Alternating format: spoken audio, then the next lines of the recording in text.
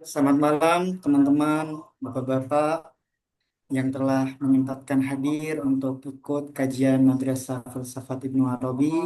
Sekedar informasi di awal, kita kali ini sudah pada pertemuan kedua dan ini akan berlanjut dari 11 pertemuan program Madrasah Filsafat Ibnu Arabi. Di sini sebelumnya kita mulai, izinkan saya memperkenalkan diri dahulu. Saya Ahmad Ja'far yang insya Allah akan menjadi moderator dalam memandu acara kelas online Madrasah Filsafat Ibnu Arabi bersama Dr. Beni Suselo PhD yang kali ini beliau akan mengisi pada kajian kedua. Dan sekedar informasi, program ini diselenggarakan oleh Deputi Program Tinggi Yayasan Hikmat Al-Mustafa. Dan insya Allah akan selalu dilaksanakan setiap Jumat malam. Sebelumnya, Assalamualaikum Ustadz. Kita nunggu teman-teman yang lain dulu untuk masuk Ustadz ya. Ya, Waalaikumsalam warahmatullahi wabarakatuh. Mungkin sekitar jam 19.35 baru kita mulai, nggak apa-apa Ustadz? Ya, baik. Jadi selagi menunggu yang lain, sedikit saya perkenalkan pemateri kita pada pertemuan kedua Madrasah Filsafat Ibnu Arabi. Pada pertemuan kedua ini kita akan dipandu dan dipimpin oleh Dr. Beni Susilo PhD. Beliau adalah Ketua Program Studi Magister Akidah Filsafat Islam di Sekolah Tinggi Agama Islam Sadra. Dan pada hari ini, insya Allah pada pertemuan ini kita akan membahas tentang tema Al-Haq adalah wujud dari tema-tema Madrasah Filsafat Ibnu Arabi.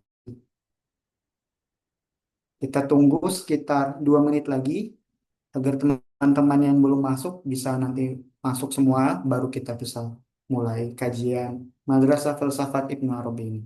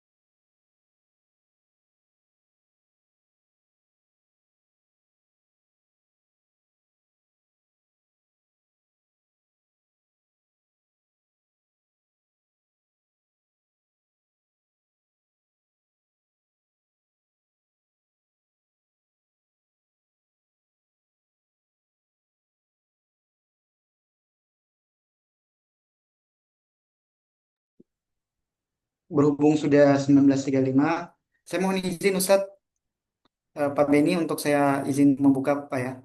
Ya, silakan. Oke, terima kasih Pak. Auzubillahiminasyaitonirrajim. Bismillahirrahmanirrahim. Allahumma shalli ala Muhammadin wa ali Muhammad. Alhamdulillahi wahidil ahad. Al-fardus samad. Allazi lam yalid wa lam yulad wa lam yakun lahu kufuwan ahad. Summa salatu wassalamu ala nabiyil amjad ورسول مسدد من كان اسمه في السماء أحمد وفي الأرض نبي أبي القاسم المصطفى محمد اللهم صل على محمد وآل محمد اللهم صل على محمد وآل محمد اللهم صل على محمد وآل Muhammad. Bapak-bapak dan teman-teman semuanya Madrasah Filsafat Ibnu Arabi, saya ucapkan Assalamualaikum warahmatullahi wabarakatuh. Salam. Warahmatullahi wabarakatuh.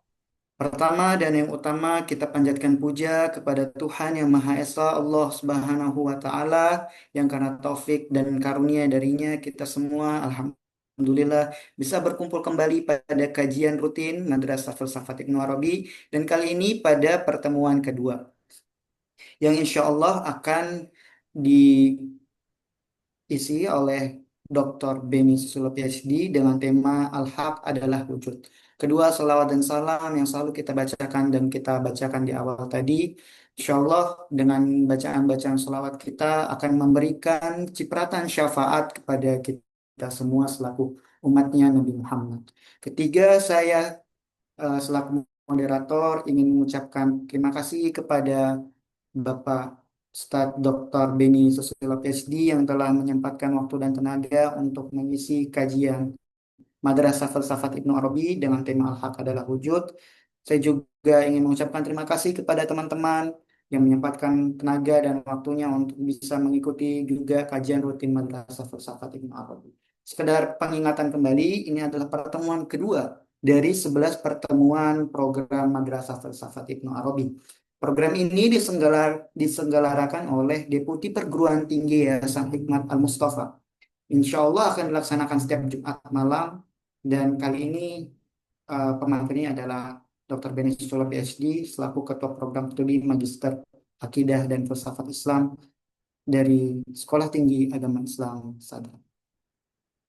Karena demi menyingkat waktu dan berhubung teman-teman juga seperti yang sudah mulai masuk, mungkin kita langsung bisa memulai ini kajian Madrasah Filsafat Ibnu Arabi dengan pembacaan salawat ala Muhammad wa ali Muhammad. Allahumma salli ala Muhammad wa ali Muhammad. Allahumma salli ala Muhammad wa ali Muhammad.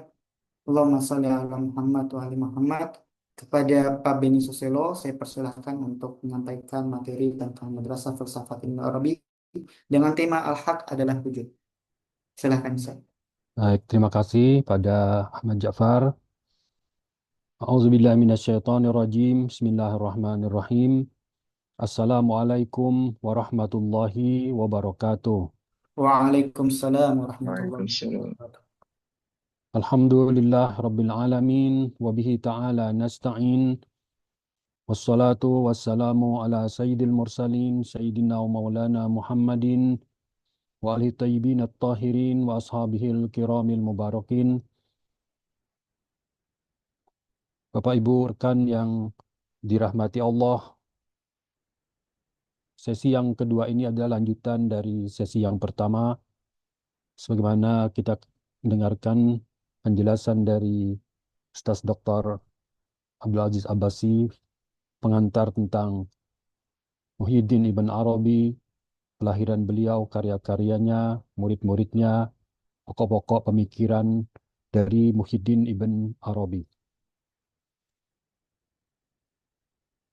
Sesi yang kedua ini membahas hal yang sangat sentral di dalam madrasah pemikiran Muhyiddin Ibn Arabi, yaitu tentang wahdatul wujud, kesatuan wujud, atau dalam pernyataan atau statement disebutkan wujud adalah al-haq atau al-haq adalah wujud.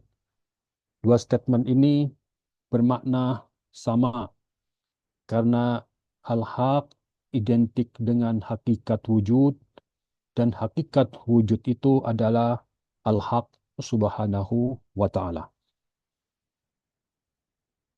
Tema wahdatul wujud ini merupakan tema yang paling kontroversial di dalam pemikiran tauhid di dalam Islam. Bagi para pendukung wahdatul wujud atau kesatuan wujud merupakan ketauhidan yang tertinggi, Sedangkan bagi para penentang wahdatul wujud, justru wahdatul wujud itu adalah bentuk kekafiran dan penodaan atas kesucian Tuhan.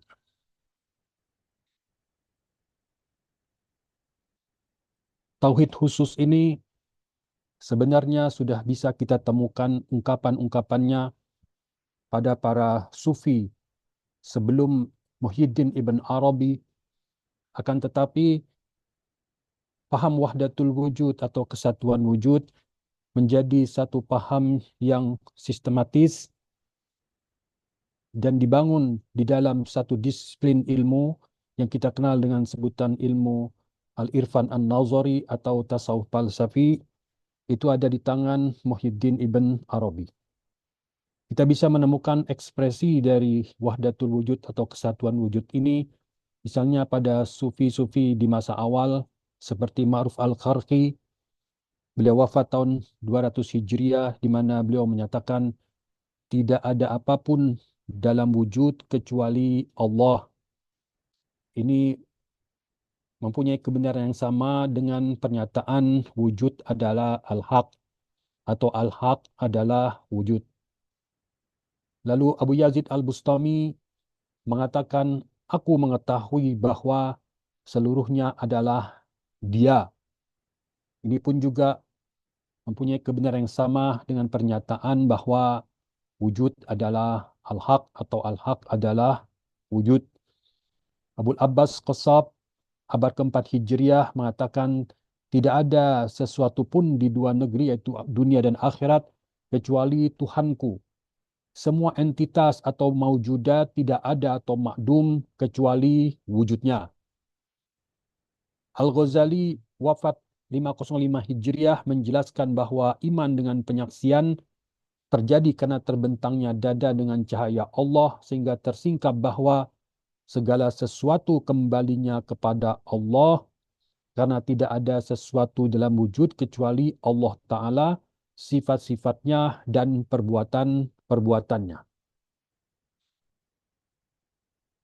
Jika kita menelusuri penelitian yang dilakukan oleh para peneliti kontemporer, meskipun paham wahdatul wujud atau kesatuan wujud ini dinisbatkan kepada Muhyiddin Ibn Arabi, tapi kita tidak menjumpai istilah atau kata wahdatul wujud pada karya-karya beliau. Ini menimbulkan tanda tanya, apakah Muhyiddin Ibn Arabi tahu ada wahdatul wujud tapi tidak menggunakan istilah wahdatul wujud itu, atau memang istilah wahdatul wujud itu memang belum dikenal pada masa Muhyiddin Ibn Arabi. Saya berpandangan bahwa Muhyiddin Ibn Arabi telah tahu ada istilah wahdatul wujud. Semasa beliau istilah itu sudah beredar. Sepertinya ada kesengajaan beliau tidak menggunakan istilah wahdatul wujud. Walaupun statement-statement beliau konteksnya ketika kita sandingkan dengan wahdatul wujud maka tidak ada perbedaan secara konseptual. Ini tentu memerlukan penelitian lebih lanjut apa yang melandasi sehingga Muhyiddin sengaja tidak menggunakan istilah wahdatul wujud di dalam karya-karya beliau.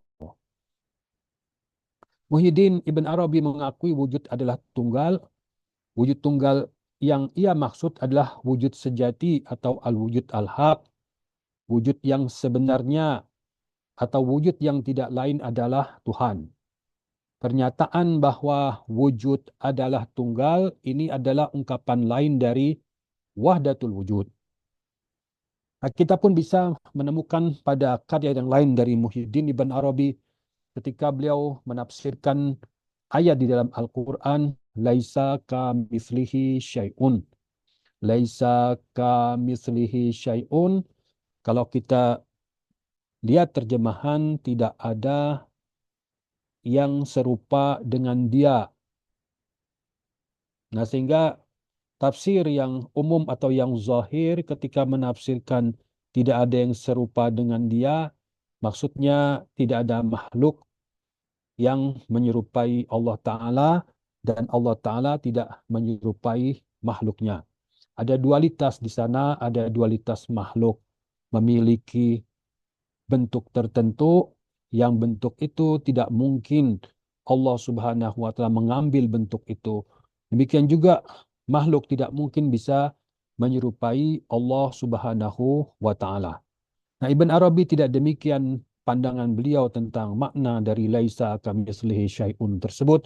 Menurut Muhyiddin, tidak ada sesuatu apapun dalam wujud yang menyerupai atau yumathil al-haq atau merupakan penyerupaan atau misil bagi al-haq, sebab wujud bukanlah selain al-haq itu sendiri. Ya, al-haq identik dengan wujud tadi. Berarti selain dia tidak memiliki wujud.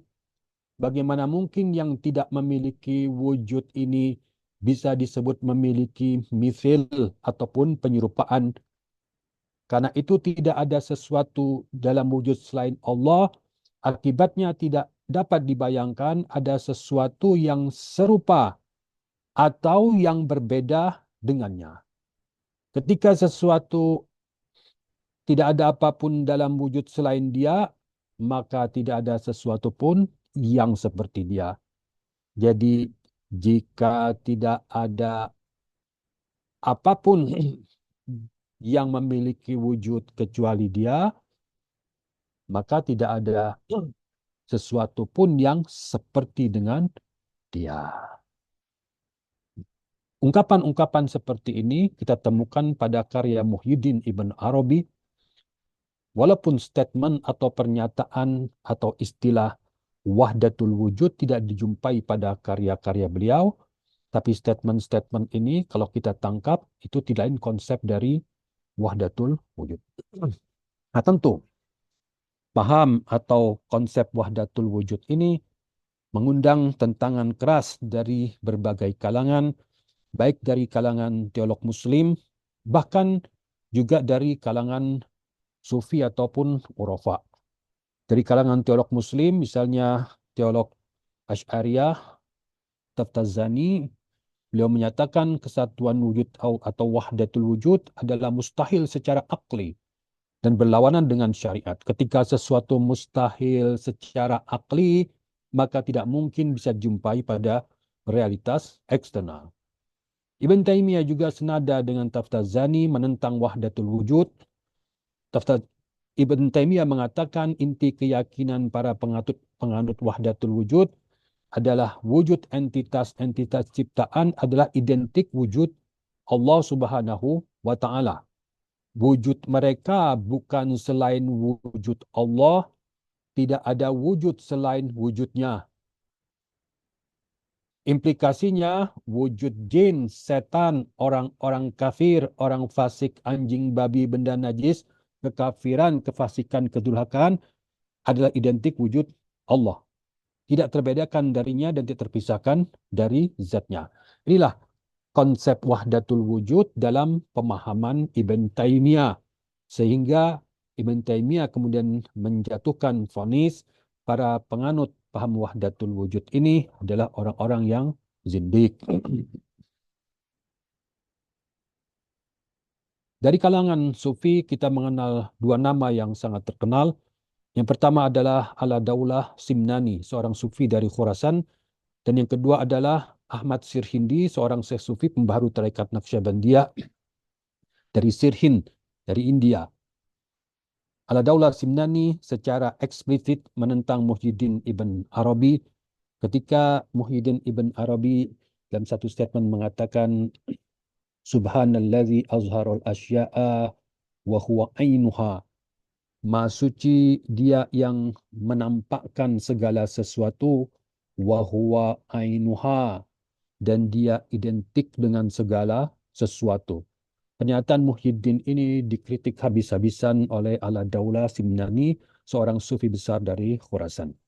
Sedangkan Ahmad Sirhindi, seorang pembaharu dalam tarekat Naqsyabandiyah, menentang wahdatul wujud. Sebelumnya beliau mengikuti wahdatul wujud dan percaya dengan konsep wahdatul wujud ini, tapi kemudian setelah mengalami perjalanan ruhani, mengalami pengalaman mistik, pengalaman fana, maka berubah keyakinan dari Ahmad Sirhindi, di mana beliau menyatakan bahwa keyakinan wahdatul wujud itu menunjukkan belum lengkap atau belum sempurnanya suluk dari seorang salik ketika dia masih mengalami pengalaman kebersatuan, tapi kalau dia melanjutkan suluknya, maka dia akan mengalami pengalaman keterpisahan, dan itulah yang merupakan hakikat yang sebenarnya.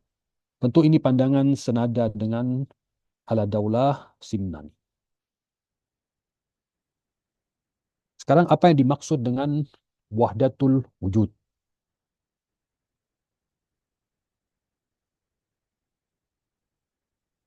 Kata wahdat atau wahdah bermakna satu ataupun tunggal, sedangkan al-wujud bermakna wujud, ada.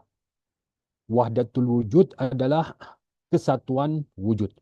Apa yang ada di balik pernyataan ini? Yaitu satu konsep yang mengandung makna bahwa hakikat wujud hanya terbatas pada satu saja, yaitu Al-Haq Subhanahu wa Ta'ala.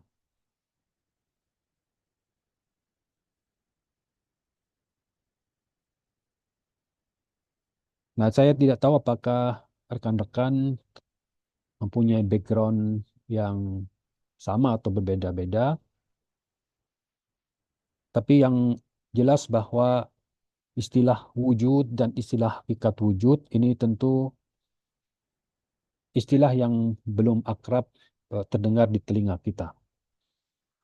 Maka sebelum masuk kepada apa yang dimaksud dengan wahdat al-wujud ini, kita akan coba masuk dulu kepada istilah wujud. Istilah wujud pertama menyangkut konsep, yaitu konsep wujud. Konsep wujud sebagaimana yang dinyatakan oleh para filosof dalam buku-buku mereka adalah konsep yang bersifat badihi, jelas dengan sendirinya, tidak membutuhkan konsep lain untuk menjelaskannya. Bahkan mustahil konsep wujud bisa dijelaskan oleh konsep yang lain. Mengapa demikian? Sebab ketika kita akan membuat ta'rif ataupun definisi menyangkut sesuatu, maka kita akan mencari kata yang lebih jelas dibandingkan apa yang akan kita jelaskan itu. Ternyata di dalam pikiran kita tidak ada kata yang lebih jelas dibandingkan dengan kata ada ataupun kata wujud. Sehingga mustahil bagi kita untuk bisa menjelaskan konsep wujud dengan konsep lain yang lebih jelas dibandingkan konsep wujud. Ketika kita mengatakan wujud adalah titik-titik, nah titik-titik ini disebut sebagai mu'arif, penjelas. Mu'arif ini harus lebih jelas dibandingkan dengan konsep wujud. Sementara kita mengatakan wujud adalah, nah adalah itu identik dengan wujud. Sebelum kita sampai pada penjelasan, sudah ada dalam diri kita istilah ada ataupun makna dari ada itu. Dia telah mendahului mu'arifnya sendiri. Jadi mustahil kita memberikan tarif, pengenalan, pendefinisian menyangkut konsep wujud. Sehingga disebut konsep wujud adalah konsep yang bersifat badihi. Konsep ada di dalam pikiran kita. Sementara yang menjadi referen atau rujukan dari konsep ini ada di luar pikiran kita. Contoh, saya mempunyai konsep manusia. Apa yang menjadi referen ataupun ekstensi yang dirujuk oleh konsep manusia itu, maka saya merujuk kepada Amir Umar Badu Ahmad yang ada pada realitas eksternal. Sehingga kalau kita punya konsep ataupun mafhum dalam bahasa Arab, maka di luar pikiran kita, kita memiliki referen ataupun misdak dalam bahasa Arab. Sekarang kita miliki konsep wujud. Apa yang menjadi referen ataupun misdak dari konsep wujud? Semua yang ada pada realitas eksternal. Ketika kita melihat ada air, kita katakan ini air ada. Berarti air itu merupakan referen atau misdak dari konsep wujud. Kita melihat api. Kita katakan api ada. Maka api ada berarti api ini merupakan referen dari konsep ada atau konsep wujud. Anak kita merupakan referen dari konsep wujud. Lantai referen dari konsep wujud. Rumah referen dari konsep wujud. Kalau kita lihat langit referen dari konsep wujud. Bulan, bintang, matahari referen dari konsep wujud.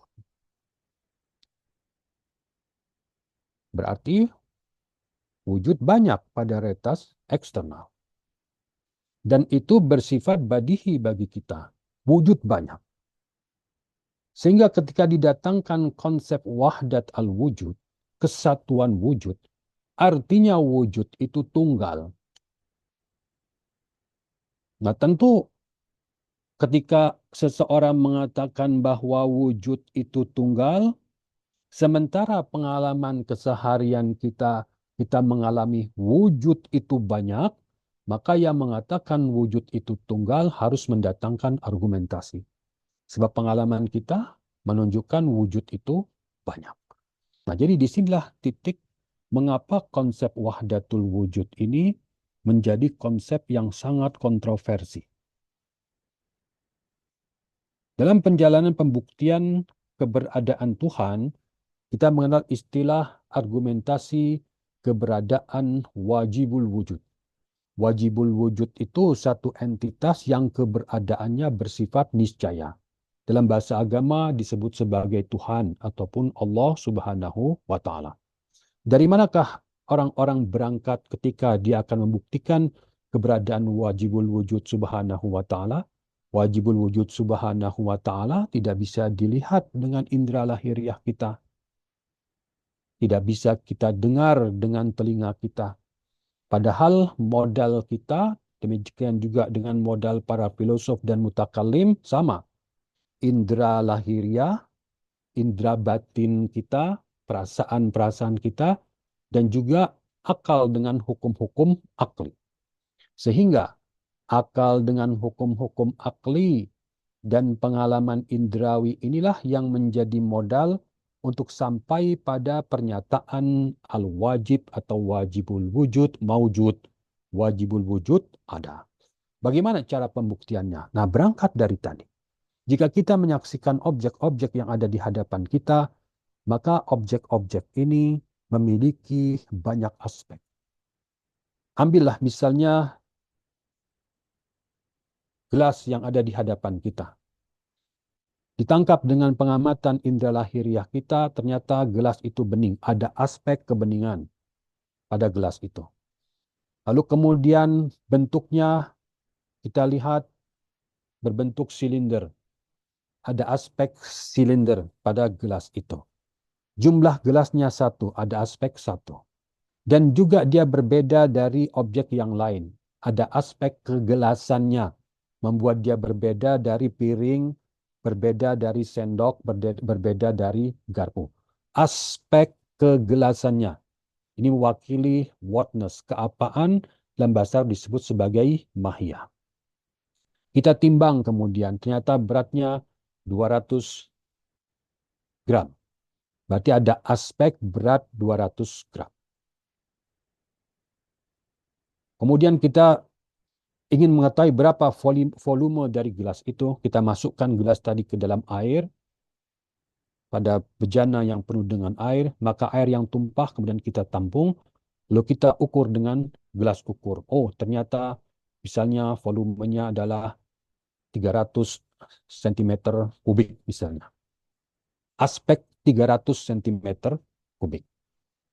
Terus apa aspek yang lain? Tadi aspek-aspek yang saya sebutkan bisa kita tangkap secara indrawi. Bentuk, warna, volume, berat.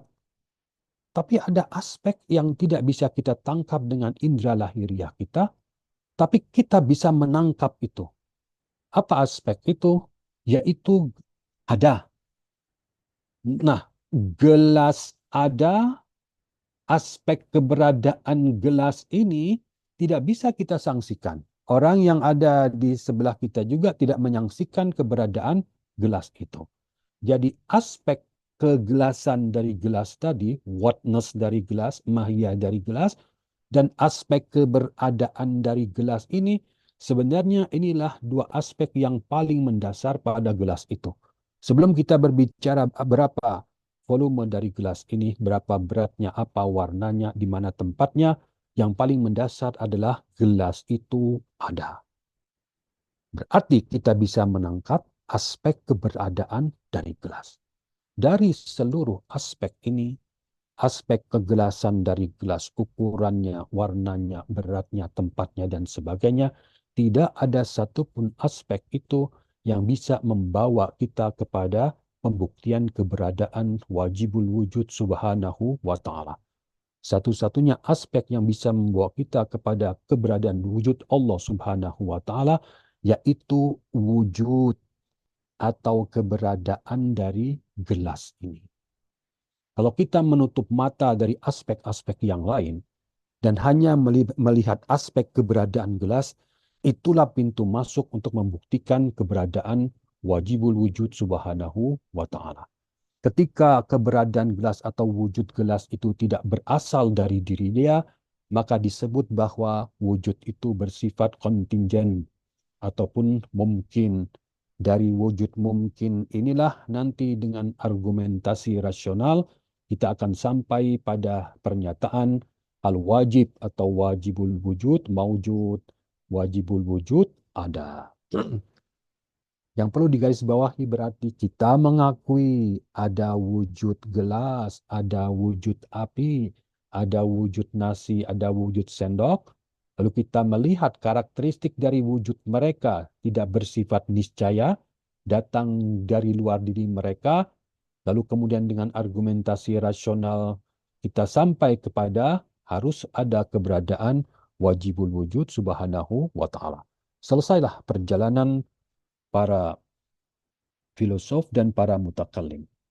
Para urafa tidak berhenti pada pernyataan al-wajib maujud. Wajibul wujud ada. Mereka ketika mengalami pengalaman mistik atau pengalaman fana, mendapati satu kenyataan yang lain. Bukan hanya wajibul wujud bersifat tunggal setelah dibuktikan bahwa dia ada, tapi lebih tinggi lagi mereka sampai kepada tauhid yang sangat khusus di mana mereka meyakini bahwa al-wujud wahid, wujud itu adalah tunggal. Para filosof, para mutakalim membuktikan al-wajib maujud. Wajibul wujud ada. Sesudah itu mereka membuktikan al-wajib wahidun. Wajibul wujud tunggal. Para urafa dengan pengalaman mistik atau pengalaman fananya menemukan kenyataan yang lain.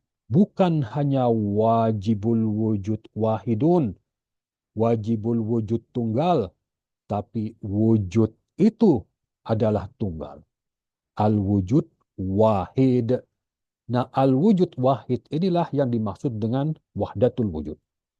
Apakah ketika meyakini al-wujud wahid, wujud itu tunggal, berarti kita menegasikan keberagaman? Tentu tidak menegasikan keberagaman ataupun kasroh. Jelas tadi gelas berbeda dari piring, berbeda dari mangkok. Tentu mereka juga berbeda dari wajibul wujud subhanahu wa ta'ala. Jadi keberagaman di realitas ini sesuatu yang bersifat niscaya dan tidak ditentang oleh para urafa. Hanya saja mereka ketika menjelaskan keberagaman itu, apakah keberagaman tadi betul-betul bersifat hakiki pada wujud, atau dengan modus yang lain. Para urafa tadi meyakini bahwa wujud bersifat tunggal dan itu identik dengan al-haq subhanahu wa ta'ala. Yang dimaksud dengan al-haq adalah wujud atau wujud adalah al-haq. Terus keberagaman ini datang dari mana? Keberagaman ini adalah manifestasi dari wujud yang tunggal tadi. Jadi wujud yang tunggal ini memiliki beragam kesempurnaan. Kesempurnaan itu kemudian menuntut berbagai kelaziman, berbagai implikasi. Dari sanalah kemudian terjadi keberagaman. Tapi bukan keberagaman pada tingkatan wujud. Keberagaman itu pada tingkatan manifestasi dari wujud atau penampakan dari wujud.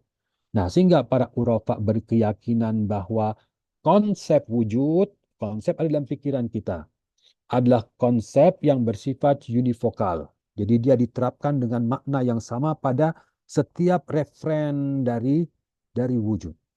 Nah, bedanya dengan para filosof. Kalau filosof meyakini referen itu banyak, para urafa meyakini referen atau misdak dari konsep wujud cuma satu, yaitu Al-Haq Subhanahu wa Ta'ala.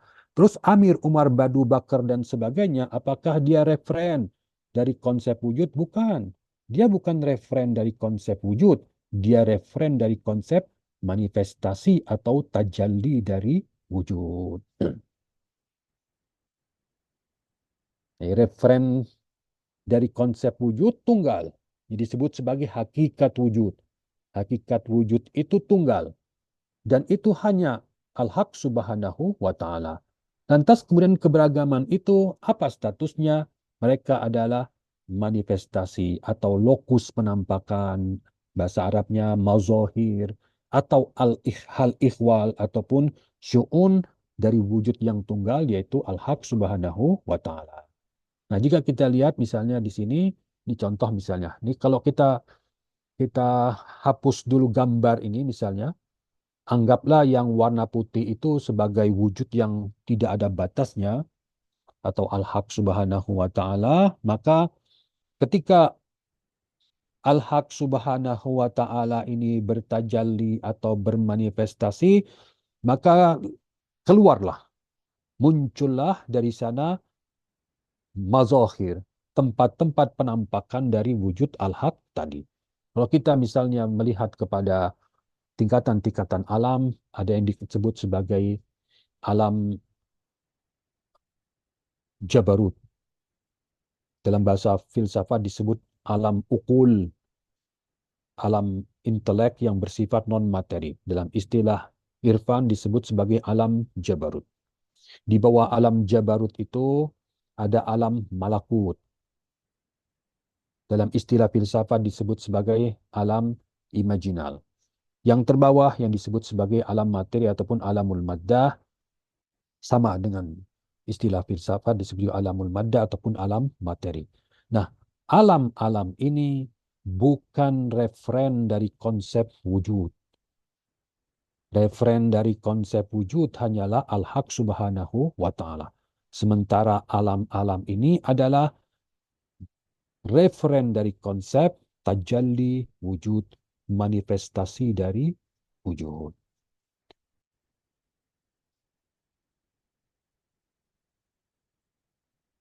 Nah, ini adalah slide ini menggambarkan tadi yang saya jelaskan bahwa dari satu entitas kita bisa melihat berbagai aspek. Yang paling mendasar dari berbagai aspek tadi yaitu aspek wujud dan aspek keapaannya yang ini, mahiyah dari entitas tadi.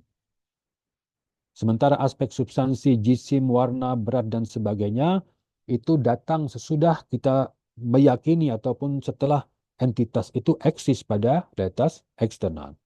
Dari berbagai aspek ini, hanya aspek wujud saja yang bisa membawa kita pada pembuktian keberadaan wajibul wujud subhanahu wa ta'ala.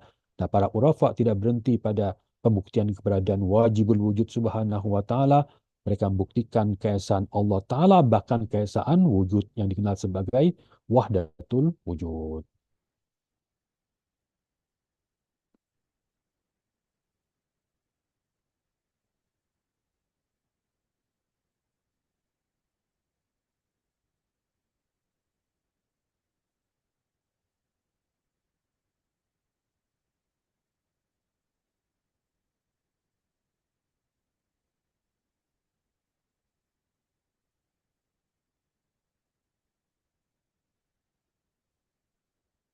Nah, jika kita lebih mendalami lagi untuk melihat peta secara keseluruhan bagaimanakah para pemikir Muslim dari kalangan para filosof maupun para urafa, mereka berbeda pandangan menyangkut realitas ini.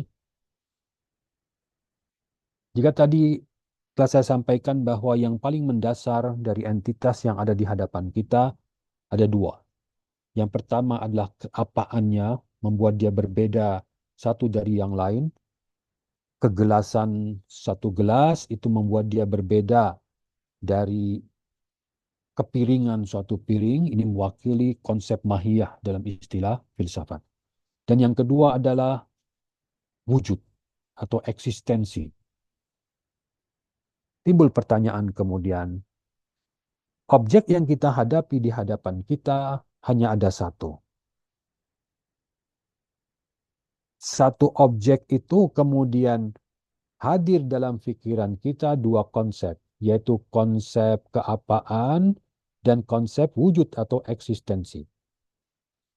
Timbul pertanyaan, mana dari referen kedua konsep ini yang sebenarnya memenuhi realitas eksternal? Apakah referen dari konsep wujud atau referen dari konsep keapaan tadi? Atau dengan kata lain, pada realitas eksternal itu mana yang menjadi sumber efek? Apakah referen dari konsep wujud atau referen dari konsep mahiyah tadi? Contoh, mana yang menjadi sumber panas? Keapian api atau wujud api? Menurut rekan-rekan, kita datang ke api ini terasa panas.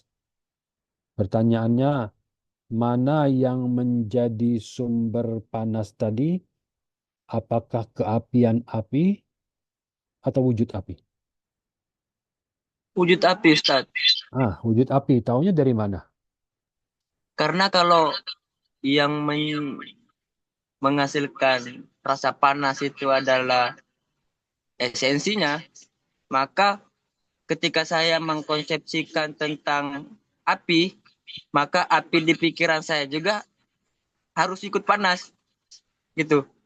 Santum. Ya, Makasih, Ustaz. berarti sudah belajar pembuktian mana yang prinsipal ya? Mana yang menjadi sumber efek? Ya, Ustaz, sedikit, Ustaz. Oke, ada yang lain? Sepakat tidak bahwa yang menjadi sumber panas tadi adalah wujud api, bukan keapian dari api itu?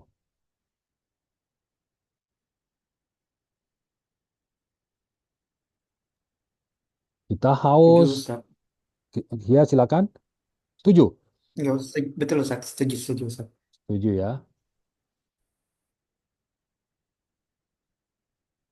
Nah, kelompok yang setuju ini yang menganggap wujud dari api itulah yang menjadi sumber panas, bukan keapian dari api, dengan argumentasi bahwa jika keapian api atau mahia api menjadi sumber panas, maka haruslah mahia api yang ada pada realitas eksternal sama dengan mahia api yang ada pada realitas mental, dua-duanya memberikan efek panas. Tapi kenyataannya api yang ada di mental kita ketika kita melihat api, membayangkan api, ternyata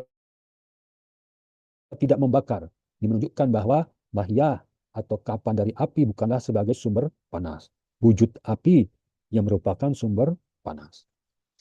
Mereka yang meyakini hal ini disebut penganut keyakinan prinsipalitas wujud atau asolatul wujud atau fundamentalitas wujud, yaitu wujudlah yang menjadi sumber efek pada realitas eksternal.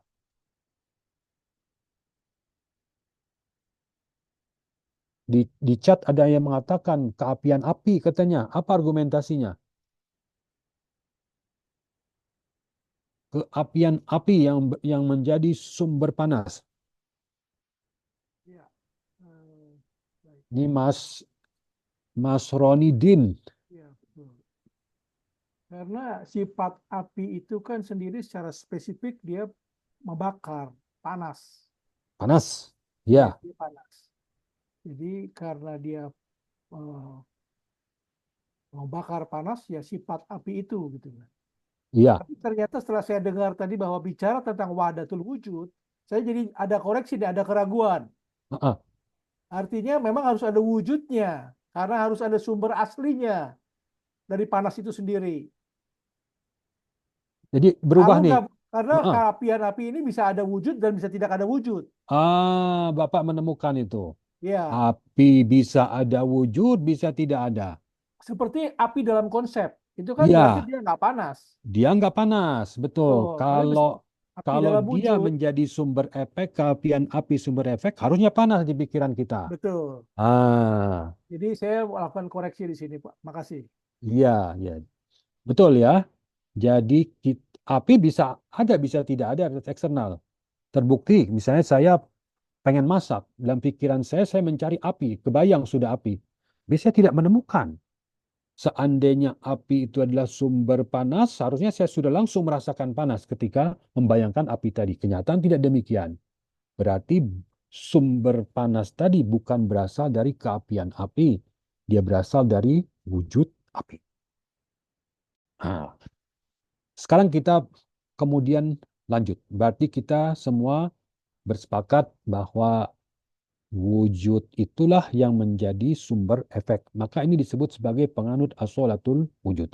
Tapi kalau yang meyakini tadi bahwa keapian api, keairan air, atau yang lainnya menjadi sumber efek, disebut dia penganut asolatul mahiyah. Nah sekarang, kita bertemu dengan sesama penganut asolatul wujud ini. Yang meyakini bahwa wujudlah yang menjadi sumber efek. Ternyata kita dapati pada realitas eksternal, efek itu beragam. Ada api yang membakar, ada air yang menghilangkan dahaga tadi, ada salju yang kemudian sangat dingin, batu yang sangat keras. Jika kita meyakini bahwa wujudlah yang menjadi sumber efek, wujud api, wujud air, wujud batu, berarti ketika terjadi beragam efek menunjukkan keberagaman wujud. Betul atau tidak? Betul. Betul. Saya yakin wujud sebagai sumber efek. Pada realitas eksternal, efek itu banyak. Menunjukkan wujud itu banyak. Ini yang dimaksud dengan keyakinan keberagaman wujud. Dan itu tentu bagi kita bersifat suap bukti. Gak perlu pembuktian. Pengalaman kita menunjukkan bahwa efek itu banyak. Kalau Anda meyakini bahwa sumber efek adalah wujud, keberbedaan efek menunjukkan keberbedaan sumber efek. Keberbedaan efek yang banyak menunjukkan keberbedaan sumbernya, berarti keberbedaan wujud. Satu wujud dengan wujud yang lain memberikan efek yang berbeda. Nah, timbul pertanyaan yang selanjutnya. Ini yang paling sulit. Apakah wujud yang beragam itu? Pada atas eksternal ya, ini bukan konsep wujud. Sudah wujud yang beragam. Apakah wujud yang beragam itu di balik wujud itu terdapat kesatuan wujud?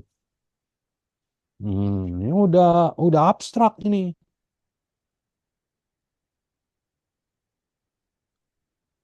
Menurut Bapak ada kesatuan nggak? Kalau ada kesatuan, gimana bisa tahu ada kesatuan? Modal kita kan sama dengan para filosof tadi. Penginderaan lahiriah atau penginderaan batin kita dan hukum-hukum akal. Kontradiksi ya, Ustadz ini. Coba. Jadi itu sesuatu yang di luar kemampuan manusia untuk memahaminya. Tapi step tadi kita yakin ya, wujud itu banyak. Kenapa? Sebab efek Enggak banyak. banyak, Ustaz. Gimana? Enggak, Ustaz. Wujud itu tunggal, Ustaz. Kenapa bisa tunggal? Kan tadi kita sudah sampai pada argumentasi bahwa sumber efek adalah wujud. Sementara kita dapati efek-efek ini banyak. Yang pertama itu, Ustaz, wujud itu mustahil meniada. Karena ketiadaan itu adalah sesuatu yang hakikat, bukan keberadaan. Itu yang pertama. Ketika wujud itu individualitas pada satu benda, maka konsekuensinya ada banyak wujud. Ah, benar, Sedangkan banyak pada wujud. benda nanti itu kan akan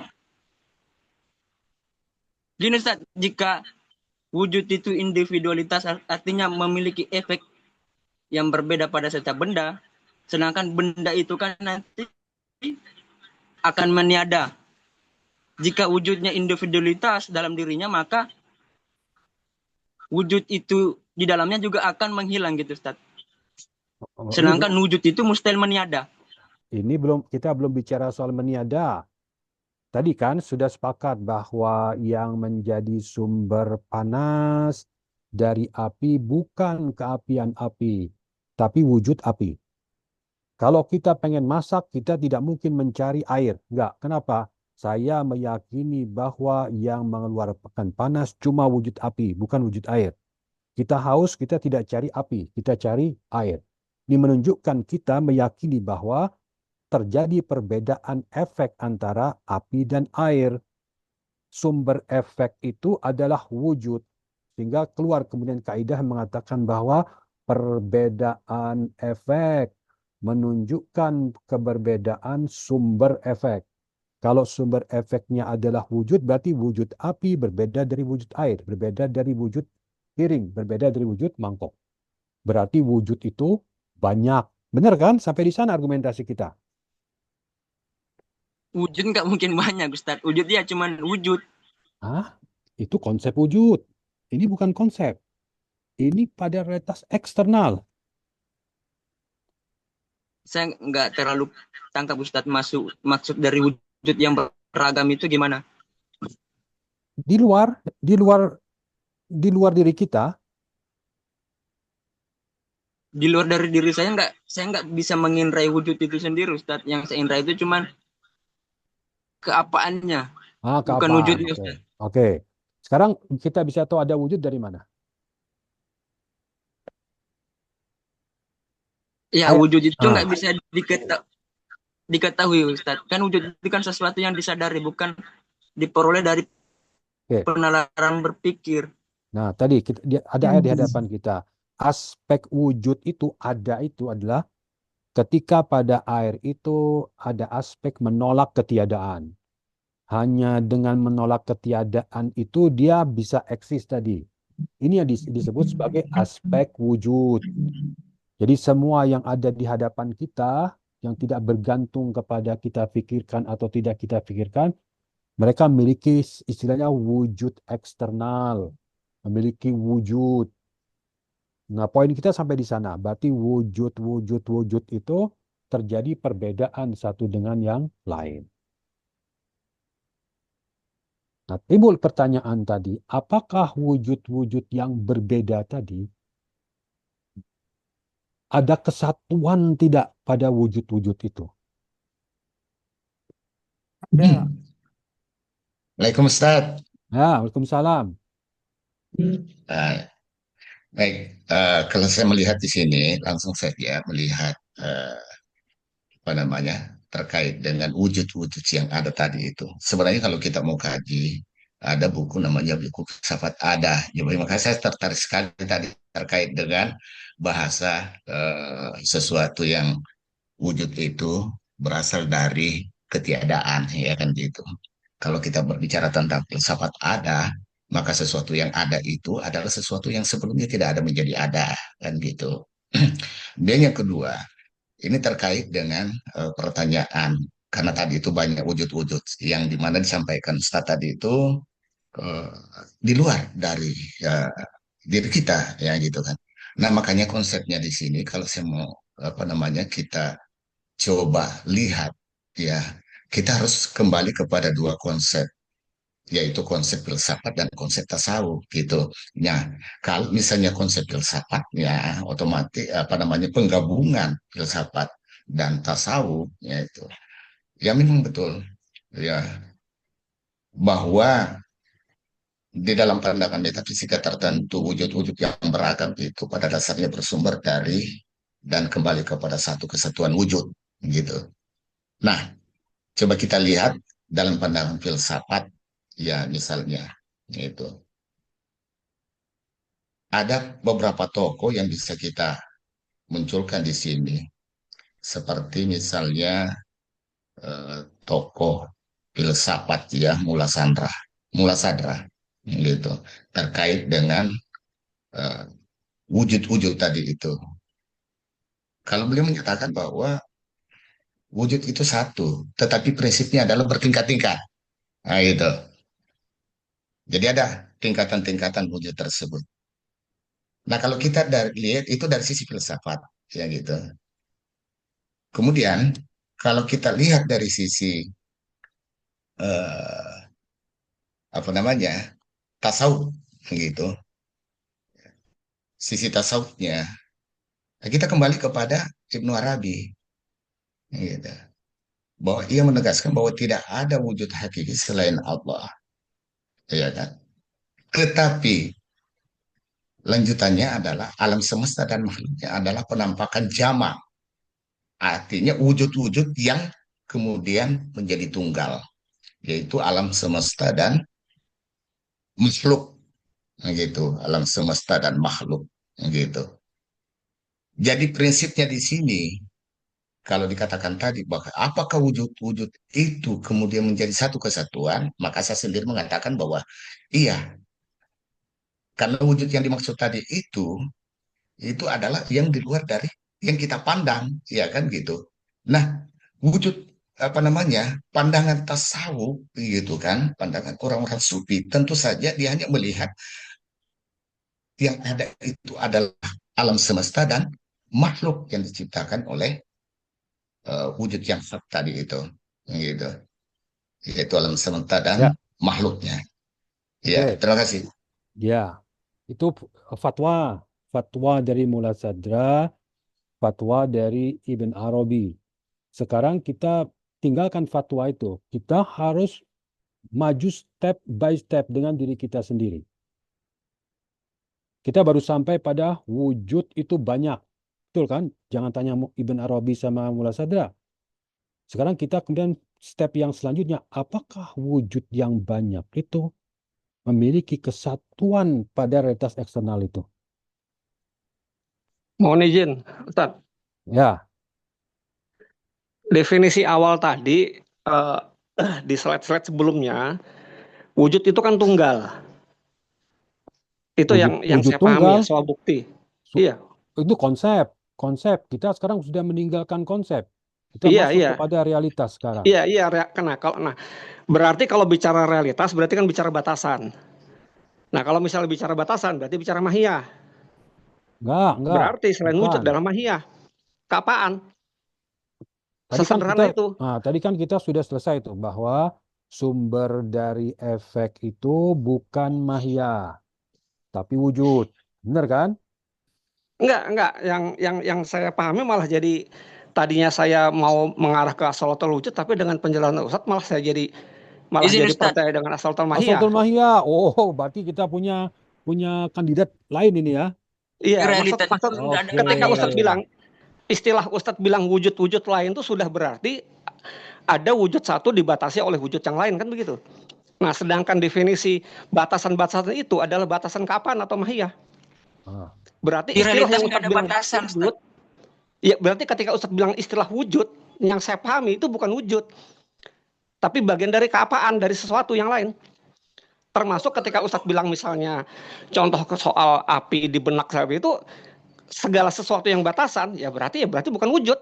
Sederhana itu. Sedangkan wujud tidak terbatas.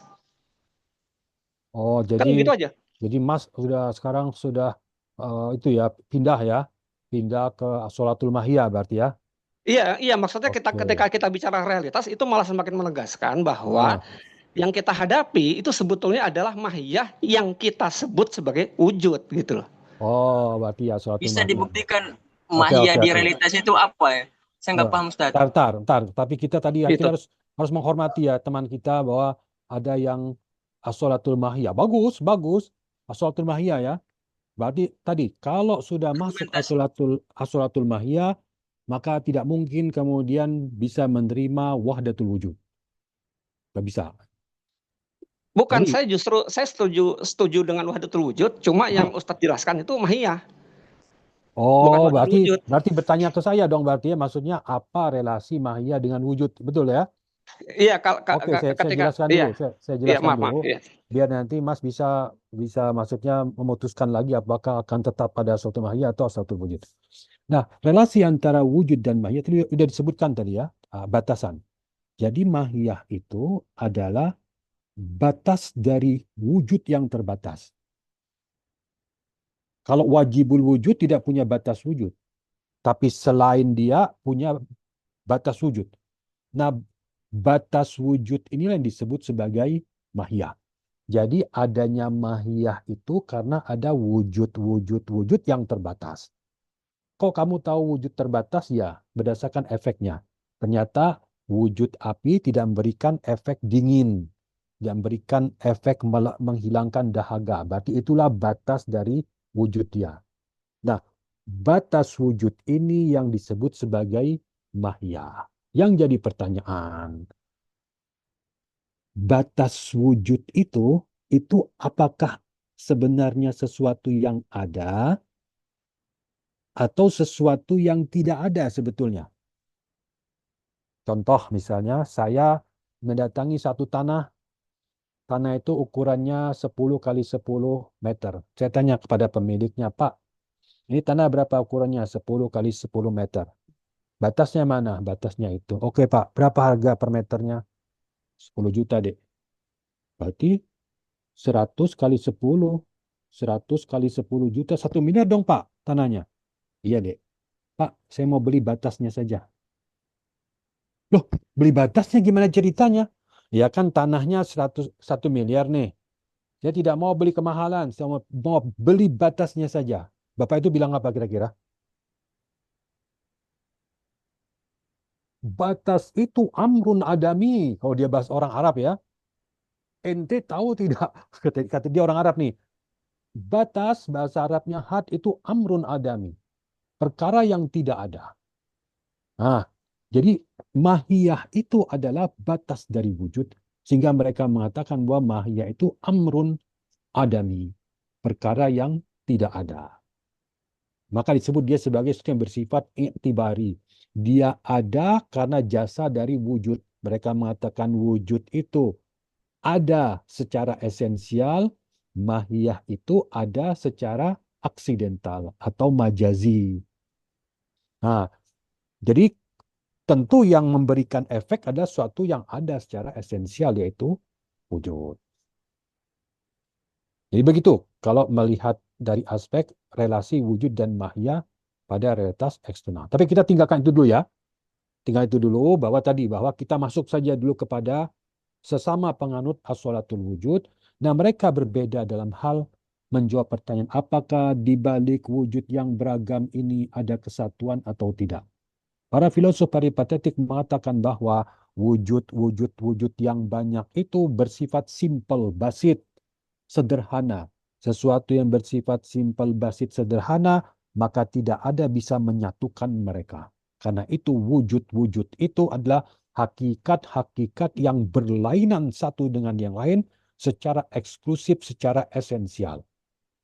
Paham filosof peripatetik ini tentu tidak mungkin bisa membawa mereka pada keyakinan wahdatul wujud.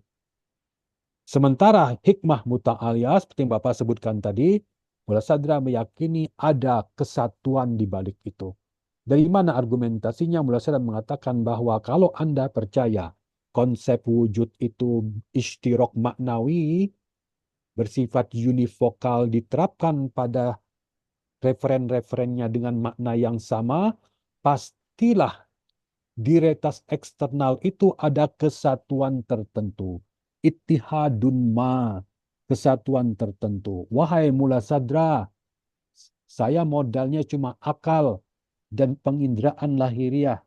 Oke, secara epistemologis, Anda menggunakan argumentasi konsep wujud, konsep yang bersifat univokal. Akal saya mengatakan ya, ada kesatuan tertentu. Tapi apa betul pada tes eksternal ada kesatuan itu? Yang berdasarkan mengatakan bahwa Ar-rasikhuna fil ilmi, orang yang mendalam pengetahuan merujuk pada urafa beliau, itulah yang bisa mengetahui tadi secara ilmu huduri, bukan husuli lewat konsep, ilmu huduri mengalami bahwa wujud itu satu pada realitas eksternal. Jadi kita berarti masuk ke yang langkah yang ini ya. Wujud itu hakikat tunggal. Oke, sekarang hakikat tunggal. Berarti wajibul wujud subhanahu wa ta'ala, ada alam jabarut, ada alam malakut, atau dengan bahasa filsafat ada alam akal non materi, ada alam imajinal, ada alam materi. Pertanyaannya adalah apakah alam akal, alam imajinal, alam materi, wajibul wujud subhanahu wa ta'ala tadi mereka memiliki wujud-wujud yang berbeda? Jika jawabannya ya, wujud yang berbeda, berarti ada keberagaman wujud. Tapi ada juga kesatuan di balik keberagaman itu. Konsep kesatuan sekaligus menerima keberagaman dan dua-duanya bersifat hakiki, ini hanya bisa dijelaskan dengan konsep gradasi. Tashkik pada hakikat wujud. Ini yang diakui oleh Mula Sadra. Tapi disebut Mula Sadra pertama. Sebab nanti Mula Sadra akan membuktikan kesatuan wujud yang bersifat individual. Nah, Urafa mengatakan bahwa enggak. Wujud itu tunggal dan bersifat individual. Dan itu adalah al-haq subhanahu wa ta'ala. Jadi terpecah di sini. Yang sama-sama mengakui adanya kesatuan pada realitas eksternal. Ada yang mengatakan bahwa kesatuan itu cuma ada satu saja referen dari konsep itu, yaitu al-haq atau Allah subhanahu wa ta'ala. Terus gimana air, api, dan sebagainya? Mereka bukan referen dari konsep wujud. Terus referen dari konsep Adam, bukan referen dari konsep ketiadaan juga. Terus referen dari apa? Mereka referen dari konsep tajalli, manifestasi dari wujud. Bukan konsep wujud, bukan referen dari konsep wujud. Nah, ini disebut paham kesatuan wujud, wahdatul wujud individual. Ini yang kemudian identik dengan istilah wahdatul wujud. Ini yang diakui atau diyakini oleh Ibn Arabi. Sementara yang Mulla Sadra, beliau meyakini bahwa wujud itu hakikat tunggal, tapi sekaligus juga beragam. Ini hanya bisa dijelaskan dengan konsep gradasi, di mana hakikatnya tunggal, tapi terjadi keberbedaan dalam kuat lemah, intensitas, sempurna, kurang sempurna, terdahulu, datang, belakangan, membuat kemudian terjadi keberbedaan secara tingkatan tadi. Nah, Muhyiddin Ibn Arabi ada di sini. Hakikat wujud itu tunggal, bersifat individual, dia identik dengan al-haq subhanahu wa ta'ala. Apakah Anda mengakui keberagaman wahai Muhyiddin? Beliau mengatakan saya mengakui keberagaman. Tapi bukan pada wujud. Keberagaman itu pada tempat penampakan atau mazahir atau tajalli dari wujud. Bisa ditangkap tidak oleh rekan-rekan apa perbedaannya antara konsep wahdatul wujudnya para urafa dengan wujud yang berlainan sama sekali para filosof peripatetik dengan wujud hakikat tunggal yang bergradasi.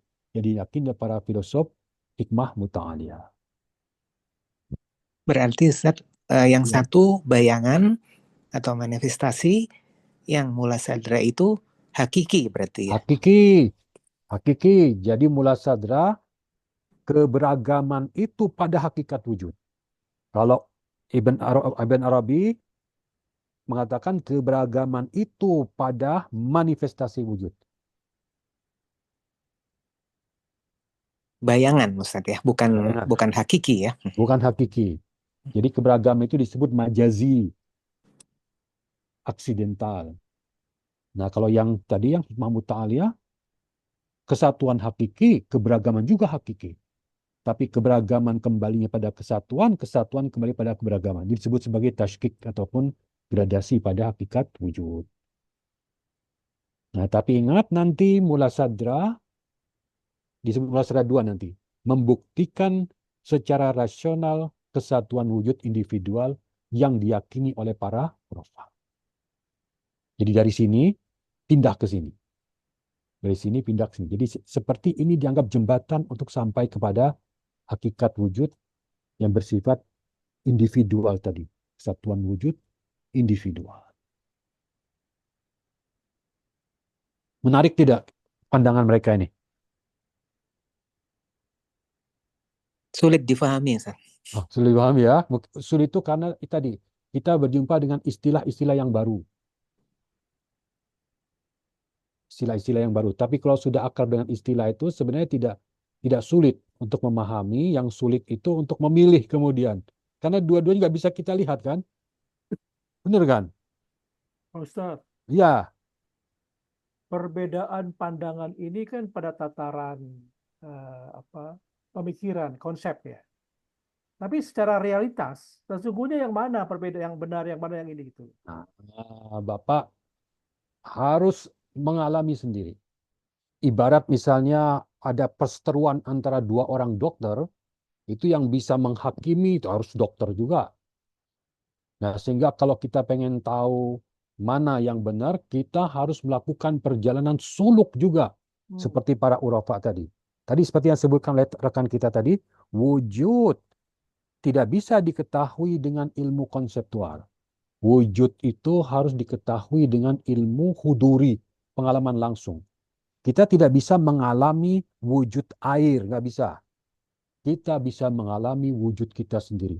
Nah, itu pengetahuan kita tentang jiwa kita, itu huduri. Itulah contoh wujud yang betul-betul nyata yang kita alami. Itulah pintu untuk masuk kepada pengenalan hakikat wujud tadi. Jadi harus suluk, Pak. Harus suluk, Pak ya. Harus suluk. Nah, karena itu saya gambarkan di sini ada perjalanan suluk, 4 perjalanan para sufi. Minal khalqi ilal haqqi, itu perjalanan pertama. Kemudian minal haqqi ilal haqqi bil haqqi yang kedua. Minal haqqi ilal khalqi bil haqqi yang ketiga. Minal khalqi ilal khalqi bil haqqi. Jadi 4 perjalanan ini. Nanti orang akan mengalami pengalaman menyangkut wujud itu di ujung dari perjalanan yang pertama. Ketika dia sampai kepada Al-Haq subhanahu wa ta'ala. Jadi kalau kita selama ini terhijab dari melihat Al-Haq oleh ciptaan, minum nih, Bapak bisa nggak melihat Al-Haq bersama dengan air?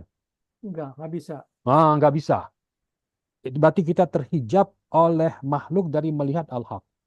Nah, dengan perjalanan suluk tadi, jadi suluk itu perjalanan kita ke dalam diri kita sendiri sebetulnya. Sebab pengalaman wujud itu tidak bisa mengalami wujud air dan sebagainya.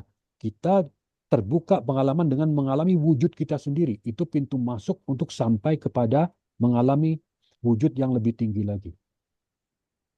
Nah, di akhir perjalanan ini, orang akan mengalami fana. Terbalik keadaan dia, yaitu dia terhijab oleh al-haq, tidak bisa melihat makhluk. Keluar nanti statement seperti al-halat ana al-haq. Al-haq di sana, ana itu bukan ana huruf kecil, ana huruf besar. Nah, cuma kita mendengar akrab dengan istilah Arab, ana itu saya, ya al-halat. Tapi dia yang mengalami tadi, ana itu huruf besar, ana al-haq. Kemudian Aba Yazid Bustami mengatakan, Subhani ma'azamu sya'ni ma suci aku, alangkah agung keadaanku ini. Itu keadaan fana, di mana sekarang terbalik. Kalau semula makhluk membuat kita tidak bisa melihat al-haq, di ujung perjalanan itu kita terhijab oleh al-haq, tidak bisa melihat makhluk. Ada orang yang meninggal atau mati pada sebelum berjalan. Jadi sampai mati nggak bisa melihat Allah bersama air, Allah bersama dengan rumah, bersama dengan kita. Ada yang meninggal dalam kondisi begitu. Ada orang yang meninggal dalam kondisi fana. Yang dia lihat cuma al-haq, yang dia tidak bisa melihat makhluk. Allah yang memberi aku makan, Allah mengenyangkan aku. Nggak bisa melihat nasi mengenyangkan aku. Jadi kalau tidak ada inayah ilahi, dia akan tenggelam dalam fana itu. Fana dalam perbuatan, fana dalam sifat, fana di dalam zat. Nah, kalau datang bantuan ilahi, dia akan keluar dari fana tadi, menempuh perjalanan yang kedua, dari al-haq menuju al-haq dengan al-haq. Itu perjalanan di dalam nama-nama dan sifat Allah Ta'ala.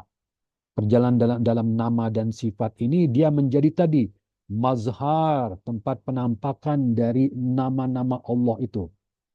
Dia tahu Allah muhyi, menghidupkan. Orang yang menempuh perjalanan kedua ini, dia menghidupkan dengan izin Allah Ta'ala. Dari Nabi Isa AS, wa uhyil mauta, dan aku menghidupkan yang mati. Aku, wa uhyil mauta biiznillah, dengan izin Allah. Jadi dia menempuh perjalanan dalam nama dan sifat, menjadi mazhar, tempat penampakan dari nama-nama itu. Allah memiliki nama Al-Muhyi, dia menghidupkan. Allah memiliki nama Al-Mumit, dia mematikan. Nah, jadi ini perjalanan di dalam nama dan sifat Allah. Karena nama dan sifat Allah tidak ada batasnya, perjalanan yang kedua ini pun juga tidak ada batasnya. Jadi meskipun orang menempuh perjalanan yang ketiga, suatu waktu dia akan kembali menyempurnakan perjalanan yang kedua. Perjalanan yang ketiga ini perjalanan inba, menyampaikan apa yang dia ketahui dari perjalanan kedua kepada makhluk Allah Subhanahu wa Ta'ala. Nah, ini ya pangkat para mursyid itu di sini sebetulnya. Perjalanan yang ketiga, menyampaikan pengetahuan mereka kepada makhluk-makhluk Allah Subhanahu wa Ta'ala. Ya, jadi kesimpulannya tadi bahwa dalam pandangan Muhyiddin Ibn Arabi dan para pengikutnya bahwa wujud itu hanya terbatas pada Al-Haq Subhanahu wa Ta'ala. Apa ada keberagaman? Ada keberagaman. Tapi keberagaman itu pada manifestasi, pada tempat penampakan dari Al-Haq itu. Bukan pada wujud, tapi pada manifestasi wujud. Ini yang dimaksud konsep wahdatul wujud, atau dengan kata lain bahwa Al-Haq adalah wujud. Atau dibalik juga wujud adalah Al-Haq. Saya kira itu. Kita mungkin masuk ke sesi tanya jawab ya, Mas Ahmad. Boleh Ya, Ustaz, Ustaz. boleh. Boleh. Mungkin sebelumnya Ya, saya Ustaz. buka. Oke, ada yang mau bertanya? Ya, Ustaz, saya Ustaz. Silakan. Baik, terima kasih Ustaz. Perkenalkan, nama saya Adriantara, mahasiswa ST Sadra semester 2 Ustaz. Yang saya ingin pertanyakan, Ustadz tadi mengatakan bahwa wujud itu tidak mampu diketahui. Artinya wujud itu hanya mampu disadari, dia hadir secara hudur dalam diri manusia. Artinya untuk memahami wujud sebagaimana wujud itu, perlu ada penyingkapan, perlu ada perjalanan suluk, penyingkapan langsung terhadap realitas. Nah, pertanyaan saya gini Ustadz, sejauh mana para pesuluk, contohnya Ibnu Arabi itu, mewakili makna sesungguh wujud itu sendiri. Karena kan bahasa itu kan terbatas terhadap pengucapannya, pelafasannya. Sedangkan yang disingkap ini sesuatu yang tak terbatas. Wujud itu kan sesuatu yang tak terbatas, kemudian berusaha dijelaskan menggunakan bahasa yang terbatas gitu. Nah, pertanyaan saya, sejauh mana bahasa ini mampu mewakili makna dari wujud itu sendiri, Ustaz? Apakah mampu atau tidak? Terima kasih, Ustaz. Mau langsung Ya. dijawab, Ustaz? Langsung jawab ya. Ya baik. Jadi kata-kata tidak akan bisa mewakili dari wujud itu. Bahkan istilah wujud ini oleh para urafa dianggap itulah istilah yang paling bisa kita pakai. Mengapa? Sebab konsep wujud itu yang paling jelas dalam pikiran kita. Seandainya ada konsep yang lebih jelas dari konsep wujud, maka mereka akan menggunakan konsep itu.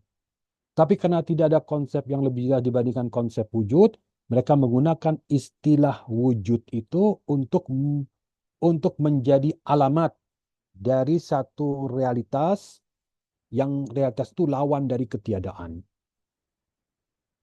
Nah, berapa banyak ataupun berapa berhasil mereka menggunakan kata-kata mereka untuk menjelaskan apa yang mereka maksud, tentu ini tergantung juga dari satu, kemampuan mereka menggunakan istilah-istilah, dan yang kedua adalah yang diajak bicara ini. Jika yang diajak bicara tidak melakukan suluk, tidak melakukan perjalanan, dan mendapatkan apa yang didapatkan oleh orang-orang seperti Muhyiddin Ibn Arabi, tentu istilah-istilah itu menjadi tidak bisa dipahami.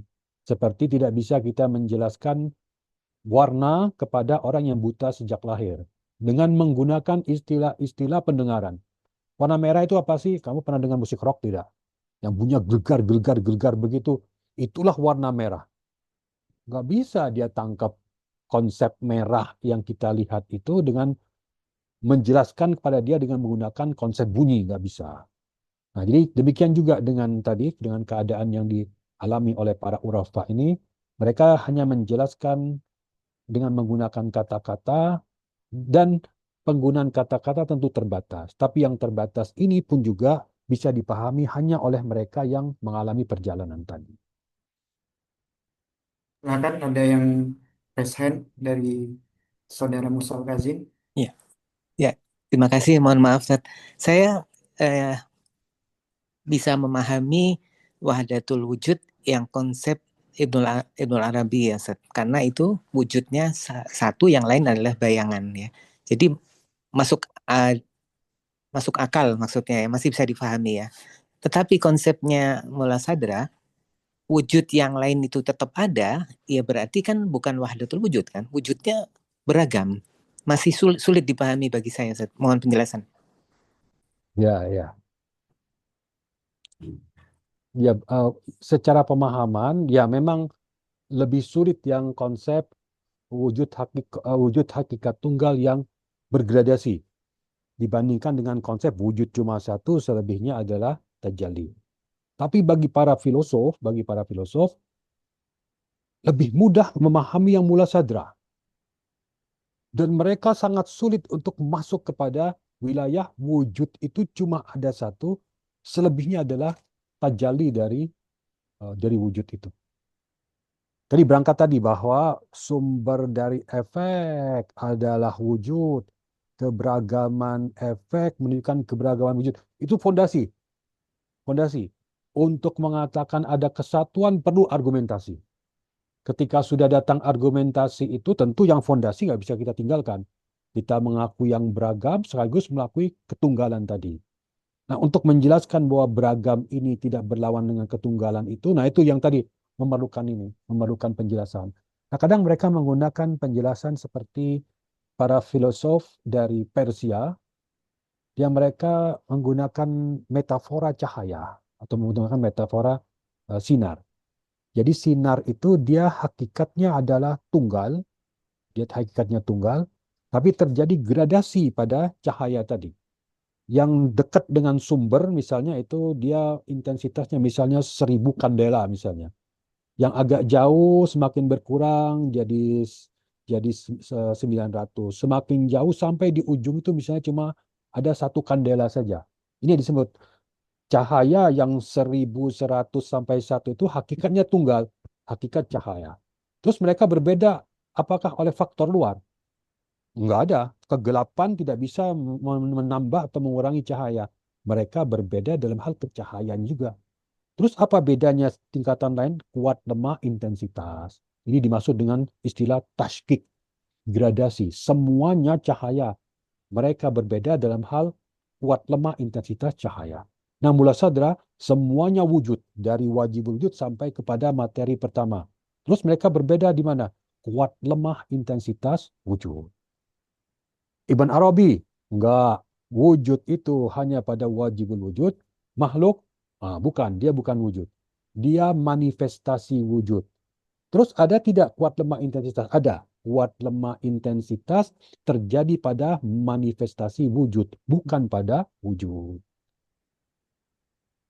Nah gitu Jadi Pak. seolah-olah itu karena Mullah Sadra ingin memberi penjelasan secara filosofis ya. Secara filosofis, betul. Tapi itu belum langkah terakhir. Beliau mengatakan, aku membuat judul-judul wujud itu beragam.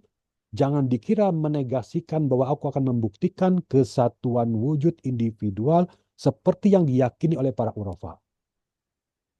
Nah, jadi ada rahasianya rupanya, step by step tadi. Ya. Iya. Nah, Makasih Ustaz. disertasi saya Pak yang ini yang membahas tentang itu. Bagaimana dari gradasi wujud mula sadra berjalan menuju kepada wahdatul wujud. Di gradasi wujud itu diakui kausalitas. Bagaimana kemudian di wahdatul wujud menegasikan kausalitas? Gimana mula sadra bisa mendamaikan itu? Oke, terima Makasih kasih. Ustaz. Ya. Ini Pak Nur mau bertanya? Baik. Assalamualaikum. Waalaikumsalam. Ya, jadi kembali lagi Ustaz. Sekarang insya Allah tanya.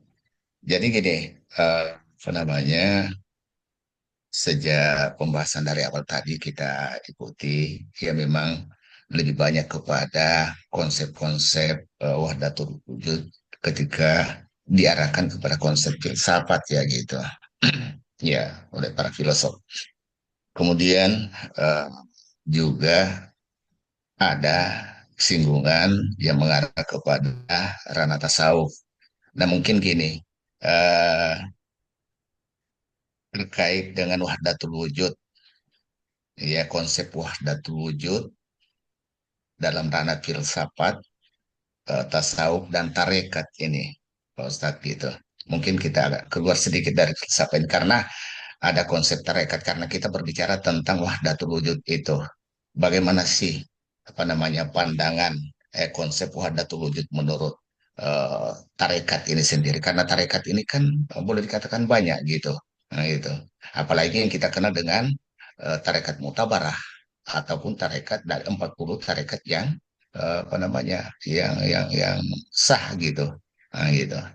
Nah, seperti misalnya kalau tarekat Khalwatiyah yang kita kenal itu di Sulawesi itu, yaitu dalam bulan-bulan tertentu itu seluruh ya wilayah Indonesia sudah tahu tanpa diundang itu datang ke Sulawesi Selatan, nah, gitu. Artinya apa?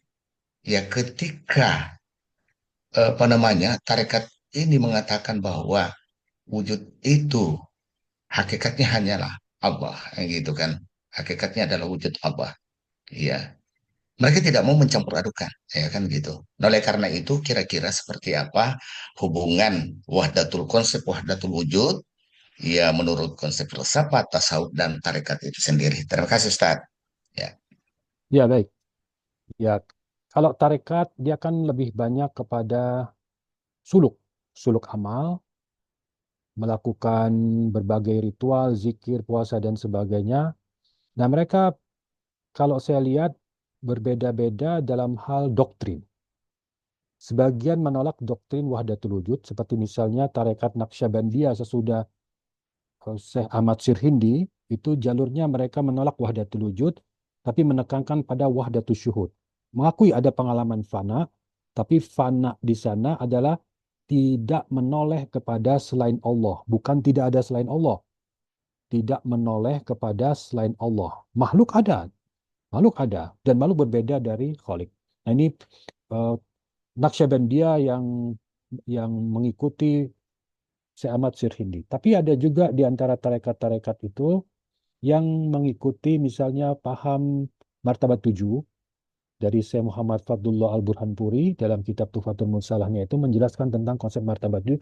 Ini dekat kepada paham Ibn Arabi dan murid-murid Ibn Arabi. Di sana ada makom ahadiyah, kemudian wahdah, wahidiyah, lalu kemudian alam jabarut, alam malakut, alam nasut, ada lagi yang insan kamil. Nah, itu konsep ini yang dekat kepada doktrin wahdatul wujud Muhyiddin Ibn Arabi. Tapi ada juga sebagian tarekat yang tidak menggunakan martabat 7, tidak juga wahdatul syuhud. Mereka cuma suluk saja, suluk tapi tidak diajarkan tentang doktrin ketauhidan yang khusus itu. Nah, begitu Pak, kalau saya mengamati ya. Iya. Terima kasih. Udah, ini mungkin satu pertanyaan terakhir dari teman-teman atau bapak-bapak sebelum kita tutup kajian Madrasah Ibnu Arabi. Saya Ustaz. Yes. Ya, silakan. Baik Ustaz, mungkin pertanyaan saya ini agak-agak pragmatis ya Ustaz. Saya mempertanyakan terkait penting dan manfaatnya kita mengkaji konsep wahdatul wujud ini di era kontemporer ini, Ustaz. Makasih. Ya, baik. Kontemporer atau bukan kontemporer, itu soal ketauhidan tidak terpengaruh sama sekali. Tauhid itu sejak zaman Nabi SAW sampai dengan sekarang kita ini tidak terpengaruh oleh perubahan di sekitar kita. Nah, kenapa penting untuk mengkaji tentang konsep wahdatul wujud? Karena konsep wahdatul wujud ini adalah tingkatan tauhid yang paling tinggi ya. Jadi bukan hanya wajibul wujud yang tunggal, tapi wujud itu yang tunggal. Dan itu harmoni dengan ayat-ayat Al-Quran yang hanya bisa dijelaskan kalau kita mengakui ada konsep wahdatul wujud tadi. Wal awal wal akhiru wal zahiru wal batin. Dia yang awal, dia juga sekaligus yang akhir. Dia juga az-zahir, yang zahir. Dan dia juga yang batin. Kemudian kullu syai'in halikun illa wajha. Segala sesuatu halik, binasa. Binasa itu bukan akan. Halikun itu dia pakai isim fa'il. Halikun. Oh, binasa illa wajha. Kecuali wajahnya. Kullu man 'alaiha fan wa yabqa wajhu rabbika dzul jalali wal ikram. Setiap yang ada di atasnya, atas bumi kita ini fan, musnah. Wa yabqa wajhu rabbika dzul jalali wal ikram. Nah, jadi ayat-ayat Al-Quran ini kalau kita memahami konsep wahdatul wujud tadi akan dipahami secara lebih mendalam. Nah, tentu ini berkaitan dengan kesempurnaan manusia. Kita sebagai insan tadi memiliki sesuatu yang bersifat esensial pada diri kita, yaitu mengetahui, pengetahuan. Pengetahuan ini akan menentukan derajat seseorang selain amal-amal yang dia lakukan. Dan puncak pengetahuan itu adalah ma'rifat terhadap Allah Subhanahu wa Ta'ala. Saya kira begitu. Baik, terima kasih Ustaz. Mungkin ada eh, kalimat penutup dari Ustaz? Saya kira cukup dari saya. Oke, Eh, mungkin Kajian ini saya kira ini memang tidak cukup 1,5 jam ya. Ya, dan kita juga belum masuk kepada materi yang pokoknya, bagaimanakah para ulama menjelaskan bahwa wujud itu adalah hak subhanahu wa ta'ala. Nanti ada istilah, ada wujud itu tanpa syarat, labisat al-maksami, ada labisat qismi dan sebagainya. Itu tentu memerlukan sesi yang khusus untuk membahas tentang pandangan para ulama ini tentang wujud dan tajalli wujud. Saya kira pada pertemuan-pertemuan selanjutnya rekan-rekan akan peroleh penjelasan bagaimana wujud yang tunggal itu bermanifestasi atau tajalli, dan itu ada pada sesi tentang tajalli. Ya, Mas Ahmad, terima silakan. kasih Ya. Ustadz atas materinya. Saya rasa memang ini pertemuan Madrasah Filsafat Ibnu Arabi bukan memang satu dialog, jadi memang ada dialek antara teman-teman juga, jadi memang luar biasa. Dan memang saya lihat tadi bagaimana Ustadz menyampaikan, karena ini kita kan Madrasah Filsafat Ibnu Arabi, jadi kerangkanya adalah menjelaskan pemahaman wahdatul wujud menurut Ibnu Arabi yang tadi di akhir saya sampaikan dengan kesimpulan-kesimpulan yang berakhir tadi pada eksistensi hakikat tunggal individual.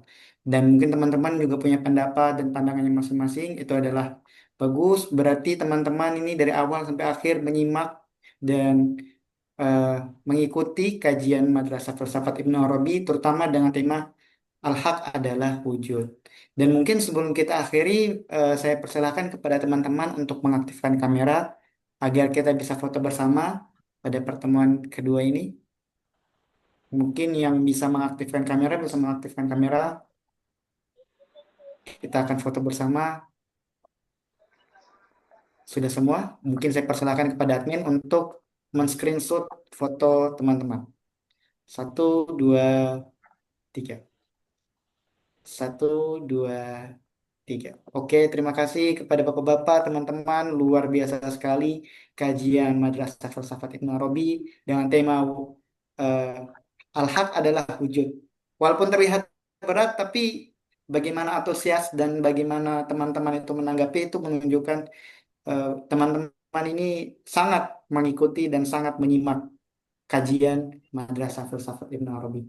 Saya selaku moderator, wakil panitia ingin mohon maaf sebesar-besarnya kepada Pak Beni, kepada teman-teman dari kajian Madrasah Filsafat Ibnu Arabi apabila ada kekurangan dan kesalahan. Dan mungkin Saya tutup. Wabillahi taufiq wal hidayah. Warahmatullahi wabarakatuh. Wassalamualaikum warahmatullahi wabarakatuh. Terima kasih banyak Pak Beni. Terima Ya, kasih teman-teman. Waalaikumsalam. Waalaikumsalam warahmatullahi wabarakatuh. Insya Allah kita bertemu lagi pada pertemuan selanjutnya. Insya Allah.